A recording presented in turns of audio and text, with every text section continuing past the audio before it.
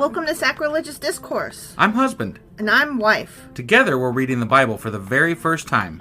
We grew up without religion and wanted to know what all the fuss was about. Well, what have we learned so far? That God is a dick, and apparently some people believe in talking donkeys? We're not trying to pass ourselves off as experts. Nope, we're just reading the Bible for the first time and giving our first take reaction. If you'd like to join us in this venture, you might consider starting at episode 1. Otherwise, jump in wherever you like. All right, let's go read the Bible. Yeah, let's get to it.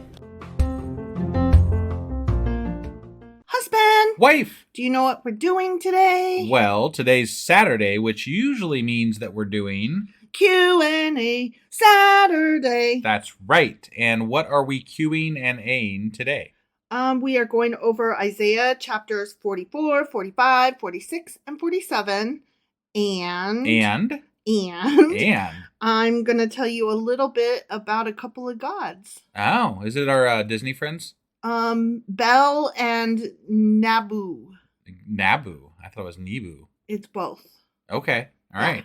It's not Nemo. So, summaries and gods. Mm-hmm. All right. You ready to do this? I am. Let's do it. Okie dokie.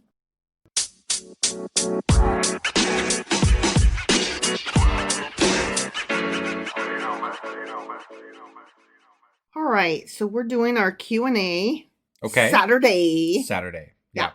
And let's start with Isaiah chapter 44. Okay. Yep. That chapter was basically turn to God, and also God went over the folly of making idols. Yes, he did. And the process of making them. Right. And that was when you were like, I'll burn wood. Yeah. In my little wood burner. Right. Yeah. And that happened. So idols bad still. Yes. Again. Yes. Right. And then also it was the first mention of Cyrus by name as the one who will deliver, as a prophecy. Sure. The one who will deliver Israel from Babylon. Which I think it's really just awkwardly weird. Yeah. Because it makes it obvious Mm-hmm. that this is a try-hard. Mm-hmm. You know, like, you don't have to think that hard about what's going on here to know that this wasn't a fucking prophecy.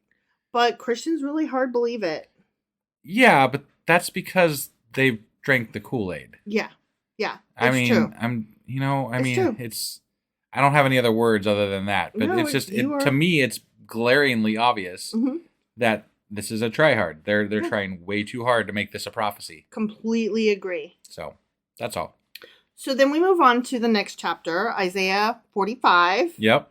And that's when God specifically commissions Cyrus. Okay. And then he created everything. God did, because you know how it be. Yeah. Well, he told us how he did that, right? Yeah. Because he likes to tell us over and over again. Exactly. And then he talks about how the Egyptian, Ethiopian, and Sabian peoples were conquered by Cyrus. And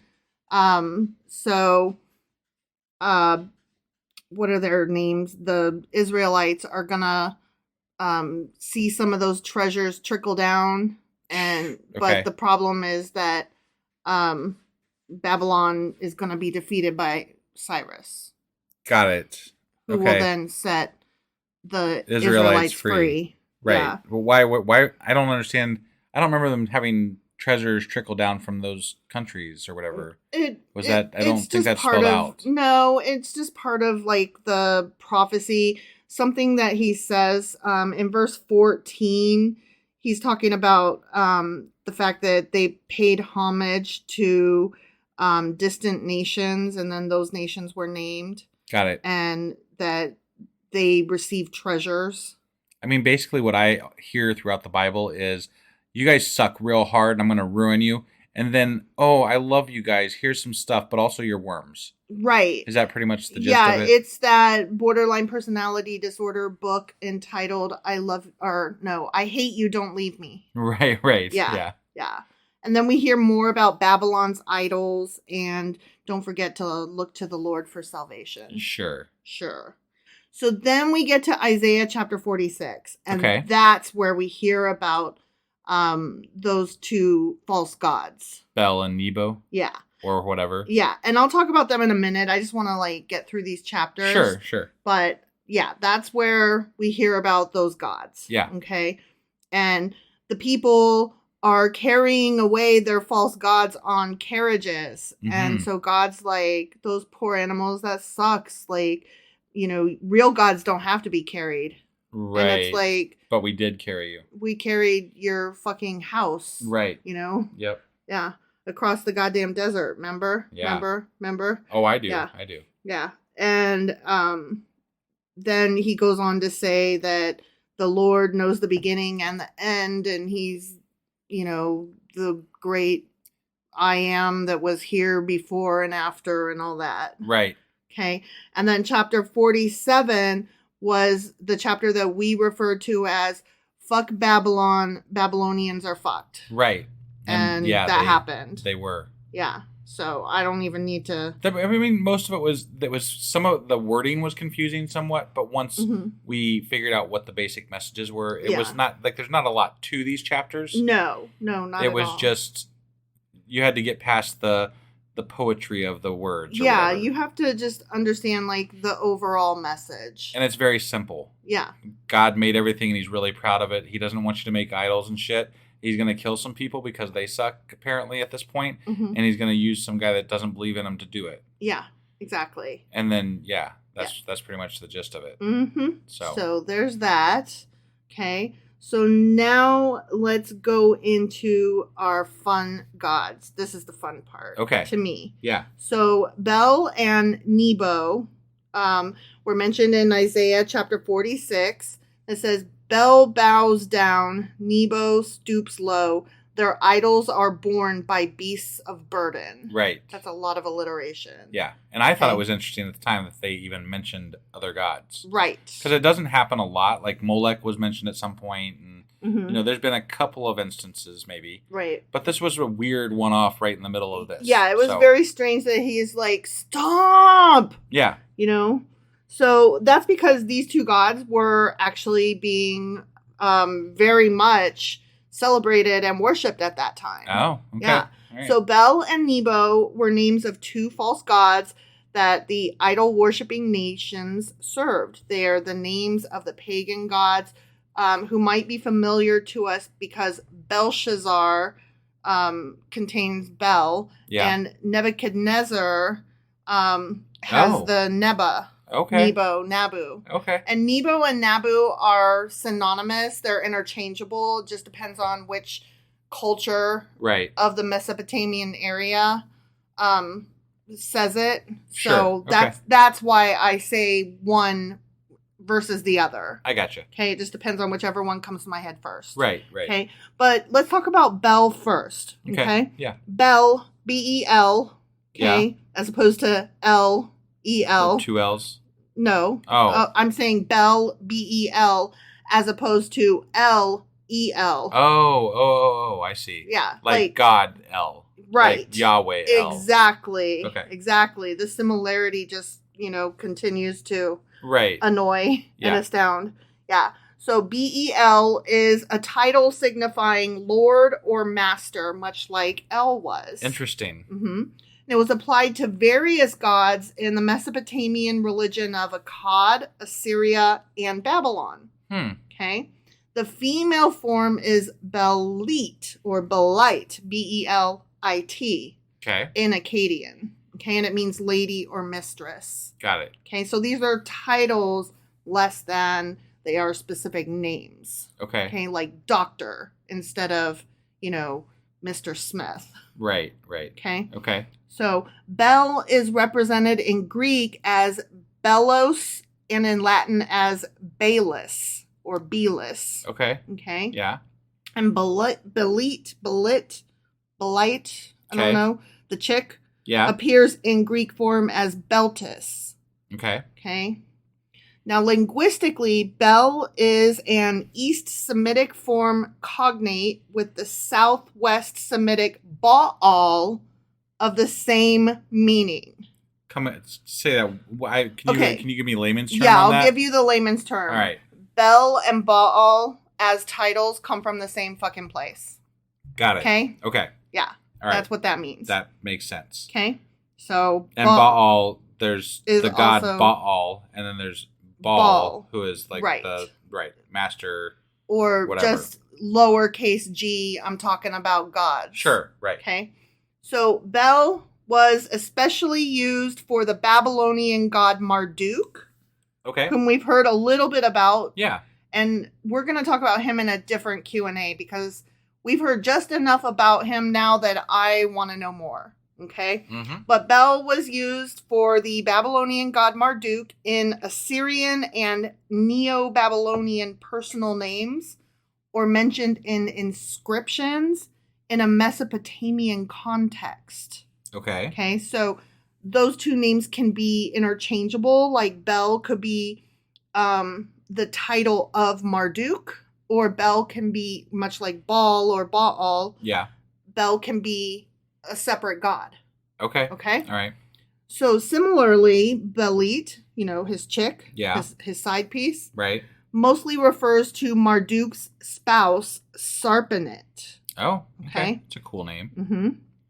So Marduk's mother, the Sumerian goddess, often referred to in the Sumerian language as Ninhursag, Damkina, and Ninmah, was often known as Belit Ili, which means Lady of the Gods in Akkadian. Okay. Okay? Yep. So we've got Marduk, or Bel. We've got his wife, Belite, or, whatever. And then we've got Marduk's mom. Okay. Okay? Yep. In Mandean cosmology, which that's just another form, like the Gnostics. Okay. It's just another over there kind of faith or lack thereof kind of thing. Got it. The name for Jupiter is Bil, B-I-L, which is derived from the name Bel. Oh, okay. So basically what I'm saying is that there's just all these different guys over there, and they're all about the same thing. Sure. Okay. Well, if you ask me, and again, I'm basing this just on the little knowledge that I have, but with the reference to El and Bel, it sounds like a lot of these stories originated from the same things. They did. Essentially. Yes, they did. They went different directions, obviously. Right. It's the game of telephone, but with gods. Right. And god titles and god names and offices of gods. And that's how we end up with so many reoccurring stories throughout different cultures and different religions, is that they are essentially the same thing, just told in different cultures and different areas. Passed down over the ages. Right. They're bound to change, much the way a guy who fishes brings home a fish this big, but then by the time 50 years have passed, it was that big. Right. So, though often identified with Greek Zeus and Latin Jupiter as Zeus Belos or Jupiter Belus, in other cases, Belus is interpreted as an ancient king who founded Babylon and built the ziggurat. I've heard of the ziggurat before. Yeah, I've told you about the ziggurat is basically a huge kind of pyramid. Okay. Kind of thing. Oh, yeah. Like an early. Okay. Yeah. Mm-hmm. Okay. And he is recognized and worshipped as the god of war. Okay. Okay. Sure. So Artabanus, who was an early Greek historian, is cited as stating in his Jewish history that he found an anonymous work that giants who had been dwelling in Babylonia were destroyed by the gods for impiety, meaning they were misbehaving. Yeah. But one of them, named Belus, right, escaped and settled in Babylon and lived in the tower which he built and named the Tower of Belus. Is that the Tower of Babylon? Who knows? Okay. Is it? I don't know. I'm asking this because I heard, I don't know if it was you and I talking about something or if I heard this separately somewhere, but I've heard people refer to Nimrod as some sort of a demon god type thing almost. That sounds familiar. And I think we talked about that. And that has something to do with the Tower of Babel also. Mm-hmm. And so I'm just like, I guess I'm asking this, like, we won't get to the bottom of this today, but there are so many stories that sound so similar. Well, and think about this. This one giant escaped, much like the giant that caught a ride on Noah's Ark. Right, which then also made an appearance in the Bible when they were fighting in, Israel. Yeah. So who knows, right? Right, yeah. So an early text by Abydanus, his book was called Concerning the Assyrians, which very early text. Okay. Yep. Like way back. States that the site of Babylon was originally water and called a sea, but Belus put an end to this and assigned a district to each and surrounded Babylon with a wall. And at the appointed time, he disappeared. Okay, so that was all like in quotes. Okay, from that book. All right. This seems to be a rationalized version of the god Marduk's defeat of the Mesopotamian goddess of the sea, Tiamat, whom I've talked about before because I love her. Right. Followed here by Belus becoming a god. Okay. Yeah. And a little earlier in that same section, in a supposed prophecy by King Nebuchadnezzar claims to be descended from Belus. Okay. Interesting, right? Yeah. Okay, so now let's talk about, speaking of Nebud, let's talk about Nabu. Okay. Sure. So Nabu is the ancient Mesopotamian patron god of literacy, the rational arts, scribes, and wisdom. He was also the inventor of writing, a divine scribe, and a god of vegetation. So he dabbled in a little bit of everything. Sure, yeah. He's the son of Marduk and Sarpenetum. Okay, all right. Okay. And those were the two big ones, right? Mm-hmm. Yeah. Yep. So now we've got Marduk's son, or Bel's son. Yeah, which is Nebo, Nebuchadnezzar, whatever. Right, yeah. Exactly. So, interesting. Yeah. Okay, so Nabu wore a horned cap and stood with his hands clasped in the ancient gesture of priesthood. He rode on a winged dragon known as Cyrus. That's really cool. Right? Yeah. That originally belonged to his father Marduk. In Babylonian astrology, Nabu was identified with the planet Mercury. My dad never passes down a dragon I can ride. Why don't I get a dragon? I would like to put in a complaint. Yeah. Because I didn't get one either. I didn't get one because I'm a girl. I don't know why you didn't get one. Right? You're also the oldest son. Yeah, I should totally get a dragon. You should call your dad tomorrow and ask, where the fuck's my dragon, man? Yeah. Like, do I have to reach a certain age? I'm old. Can I have it now? So in Hellenistic times, meaning Greek, Nabu was sometimes identified with the Greek Apollo as a giver of prophecies. Okay. Because, he's the guy of writing, the god of writing and stuff. Right. So prophecies is very similar. Yeah. Okay. As the god of wisdom and a divine messenger, Nabu was linked with the Greek god Hermes, the Roman god Mercury, and the Egyptian god Thoth. Okay. The Akkadian Nabu means announcer or authorized person, and the Hebrew Navi, and all of those mean prophet. Interesting. Yeah. Okay. I thought that was very cool. It's interesting how this all translates. So like it goes from like your Babylonian areas, and then it translates in all these other Mesopotamian areas to then being like part of the Greeks and part of like this. Yeah. It's the part that amazes me about all this, these works, these gods, these things, is that they're all so interconnected, and yet no one really talks about that in modern day religion. Like it's not. It's all there to be found out, but why aren't we asking these questions? Why aren't we talking about these things? Why aren't they part of the narrative? Like you and I had to do a Q&A 3 years into our podcast to read about these gods, you know? Yeah. Like, and how they're like, oh, by the way, this guy's also sometimes Hermes. Right. Like, we've heard of Hermes. He was the Greek god with the fucking wings on his feet, Sure. And here's the thing. We all know, like I would assume that most of the people, most of our fans, most of you out there have heard or know that, all the stories that happen in the Bible are based on older stories, are based on, like it's all regurgitated, stories, legends and myths and stuff, right? But it's something that never gets discussed, even though there are very direct, links to these other gods, to these other stories, to these other things.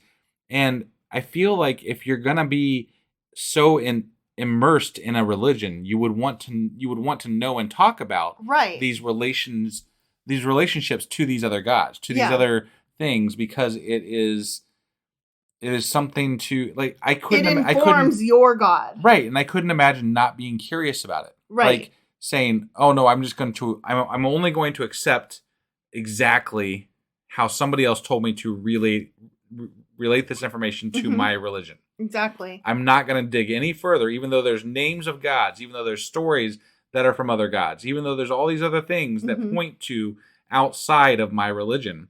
I'm never going to look into it. I'm never going to dig deeper than the surface. I guess that's what gets me, because I'm interested in a lot of things. I'm interested in writing.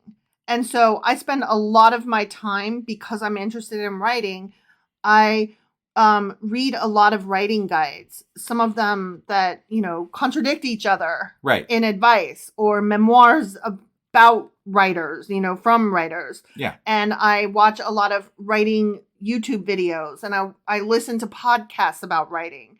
So I'm exploring my interest that that informs who I am as a person, right? Like, I am a writer. I love writing. And so I research writing all the time. Why is it that you have Christians, this is who they are, but they're not curious about anything about it? Yeah, it's like they've stopped. Get it. It's like the parents who don't like their kids' music because they just stopped with their music, right? Yeah. They don't care anymore. They're like, this is what I want. This is what I'm going to have. Only the 60s, That's the it. end. Right. Like, yeah. No, actually, 80s, 90s, 2000s, and today have some pretty good fucking music. Right. And honestly, like, for our listeners out there, I don't think that they should stop with what we're telling them, because we're digging very surface into these things. Very surface. And, we're mostly trying to give you a place to start. A place to start, and just ideas to take and run with, because I'm sure to this day, to right now, even in this episode, we probably got some things slightly wrong. Oh, I'm sure. I'm sure. At the very least. So God bless the internet, but also God curse the internet. Right. Yeah. There's always somebody out there that knows way more than we know about subjects. Yeah. But it's the process of being curious about these things that matters to me. And I hope that that's what matters to a lot of our listeners, because Same. I think you should always keep learning. I think you should always ask questions. And that's what the whole impetus for our podcast was, is to just ask questions. Like, we wanted to know more. Right. And so here we are. We're learning more, and it's really, really fucking cool. I think so, especially too. when we dig into these other gods and things. Like, those are my favorite parts, because it just further brings home the fact that the one book that we're reading is just not the end all be all. Right. And it's not even the beginning. I would have never thought this at the beginning of this whole journey that we've been on, but I want to continue learning about how all these things intermingle and how they all relate to history. Like, there's so much. It's so rich in so many different stories and cultures that I want to continue to learn. I want to learn more about it. It makes me want to keep going further and further back and be like, what was the beginning initial source of all of these stories? Right. Not because I believe in God. No. Not because I want to know more about a God that I don't believe in, but because I'm curious where these human stories, where these myths started from, where they came from, why they are. I'm curious about the people, not the gods. Yeah. I'm curious about the people and their beliefs in the gods. It's just an interesting story. It's an interesting way to look at that historical period in time. Right. Exactly. Exactly. Yeah. So this is fun. Yeah. So, anyway, going back to Nabu, he was worshipped by the Babylonians and the Assyrians. Okay. He gained prominence among the Babylonians in the first millennium BC, when he was identified as the son of the god Marduk. Okay. Okay. Yeah. Nabu's symbols include a stylus resting on a tablet, as well as a simple wedge shape. And okay. the image of that, King Nabonidus, hold on, yeah, that's a Nebo. Hold on, let me try this again. Nabonidus. Yeah. Okay, you know how I have dyslexia, right? Yes. I get my B's and my D's mixed up. And when there's more than one of them in the same word, I have to try really hard. Got it. That's what happened just then. I was like, are you a B or a D? Right. Yeah. So Nabonidus. Right. Like tendonitis, but Nabonidus. Exactly. He placed the image of that wedge shape atop his royal scepter. Huh. Okay. So that, he could be like related close to the god, Got it. Yeah. So Nabu was continuously worshipped until the 2nd century when cuneiform became a lost art. Huh. Interesting, right? Yeah. So it was basically their written language lost favor, and so the god of writing. Died. Yeah. Wow. Yeah. But it is interesting to me that he was the son of gods. Mm-hmm. And worshipped in around the 1st century BC. Mm-hmm. So it only preceded the Jesus story by about a century or so. He was continuously worshipped until the 2nd century. Oh, so it overlapped into Christianity, mm-hmm. even. Mm-hmm. Interesting, right? Or at least the early forms of Christianity. When Christ was born, or this what the story, fuck ever. This story about Nebuchadnezzar had to have been very prescient in mm-hmm. in the whole, beginnings of the Christian movement. Yes. Like that had to be an impetus almost, maybe. Mm-hmm. Maybe not entirely, but like that story was there, It had to be involved. Well, yeah, because here's another thing. So we're talking about Nabu, the son of Marduk. Right. So Marduk and his side piece, yeah, they were actually worshipped in Babylon's sister city. And I did not write down the name of this sister city, but it was like Balish or Babelish. Okay. Or something. Bubblicious. We'll call it Bubblicious. Sure. Okay. And so they had giant statues of Marduk and his side chick. Okay. Sure. In Bubblicious. Got it. And every year they would bring the statues into Babylon to worship them during that one time period. And then they would, take them back to the sister city. Got it. So, I mean, this was like an active practice. Right. So, then when Nabu was related as his son, I imagine that they were still worshiping his father for them to have a reason to worship the son. You know what I mean? Right. So we've got the father and the son already happening. Yeah. And very, very actively being worshipped. Like moving these statues from one city to another was no easy feat because these things were fucking giant. Right. That brings me to my final point, which is that there is a colossal statue of the god Nabu dated from the 8th century BC from Nimrud on display in the National Museum of Iraq. No shit. Wow. Yeah, the 8th century BC. Huh. Yeah. So that's really cool. That means that they were worshiping this guy for a really fucking long time. Right. If they were still worshiping him into the 2nd century BC. Right. And these 80. cultures and religions definitely overlapped with, Judaism. Yeah. And even Christianity, just on the edges of it anyway. Mm-hmm. Mm-hmm. That's very, very interesting.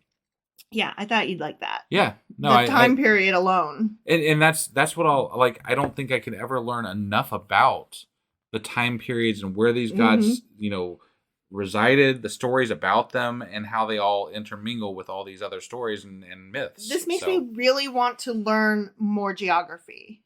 Like, I've never wanted to understand geography more than studying all this stuff to see how all of the different countries and cities and just the different name places, whatever we're calling them, how they all fit together. And especially because the world that we're talking about is so much smaller than the entire planet, like it's such a small, like you're almost talking about like a fantasy map from like, Lord of the Rings or something, like exactly. which mountain range did this one happen in and which forest was that? And You know, exactly. Like it's very fantasy. Like the whole idea of this whole thing seems very much like a fantasy book. Mm-hmm. So that's why I think that's part of why I find it interesting too. Sure. But you said that was the last thing you had there? That was my final point, yes. All right. Well, I'm thoroughly enjoyed learning more about those gods. So I hope you guys did too. And I will be... No. We'll be back tomorrow. And tomorrow's Sunday, so we'll be back with... Patreon! And then I'll get the weekly wrap out. And then we'll be back on Monday with... 48. 48. Yeah, Isaiah chapter 48. I was trying to pull up the other window. I thought wife might have been prepared, but she wasn't. So well, I didn't know you were going to ask me that. I ask you literally at the end of every weekend episode. And am I ever prepared? Actually, I ask you at the end of every single episode. So, but am I ever prepared? You are very rarely prepared. So who is the bigger problem here? Me, who's never prepared, or you, who doesn't learn and act accordingly? That your wife will probably not be prepared. Yahweh for not existing and not telling me what to do. Facts. Yeah. So, you know, whatever. Yeah. Well, maybe we'll do better in the coming new year. # goals. All right. That was our podcast for today. We will see you guys next time. Bye.